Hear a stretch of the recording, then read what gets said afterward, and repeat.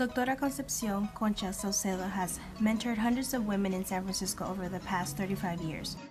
With her doctorate in psychology with an emphasis in clinical, social, and cultural method, she has been at the forefront of integrating traditional healing with Western health practices. I've been an advocate for people who did not have access to health care, and in that process with other groups of people was able to create a center, which is Instituto Familiar de la Raza, which is going to complete 30 years and is going strong. It's still solvent and has expanded its work. It started with a dream to make mental health services accessible to communities of color, because I was working with other communities, and it took us about 5 years to get it established, and I think now the Instituto is a $6 million operation and has developed into many different areas: family resources, mentoring program for young people, a strong AIDS education, an intervention program, a clinical program. Concha has faced many challenges in her career as a community activist, psychologist, and a woman of color. There have been challenges, let's say, that stopped me short, but didn't stop me or others. There are always challenges in life, and the thing I have learned is to keep moving, to figure out a way through the challenge or around the challenge, find some kind of resolution, and also sometimes to accept that there are certain things that we can't do, that it may not be the time, that maybe it will take somebody else. One of the principal struggles was the farm worker struggle, and I was involved in that, in the Great Boycott. That had a significant impact upon my life. Many demonstrations that occurred during that time, and the way the police responded and reacted to people who were nonviolent, that's still a part of my life, and I still see a lot of those same kind of reactions. And I also was involved in the peace movement during that time. The peace symbol is still in my heart. That hasn't changed.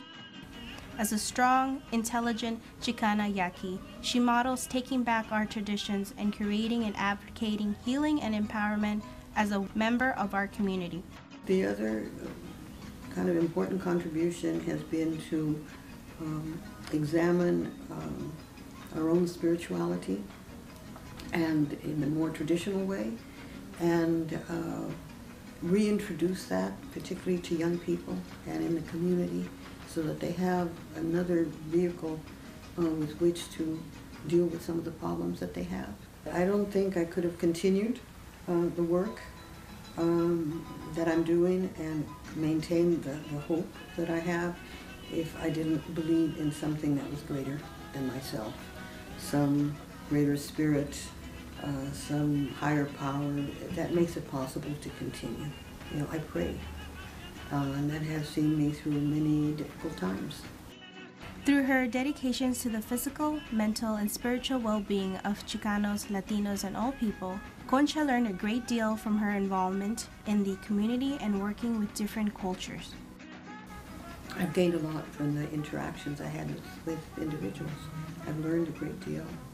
I've learned a lot of compassion and love, and also how wonderful it is for the diversity that we have on this earth. So I've done a lot of work across cultures, and learned a great deal about those cultures and about people, about the human condition, and also about our similarities as well as the richness of our differences. Her integrative healing practices and activism is consistent with her belief in Si Se Puede empowerment.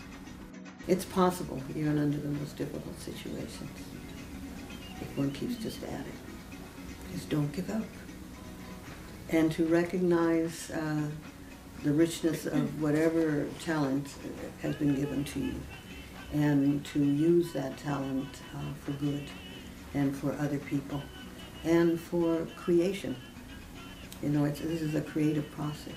You know, Girl Source was created by someone who had a dream, and so that's a creation, and we all have that, and we need to find how to channel it so that it can have an impact on other people, not only on oneself, but on others.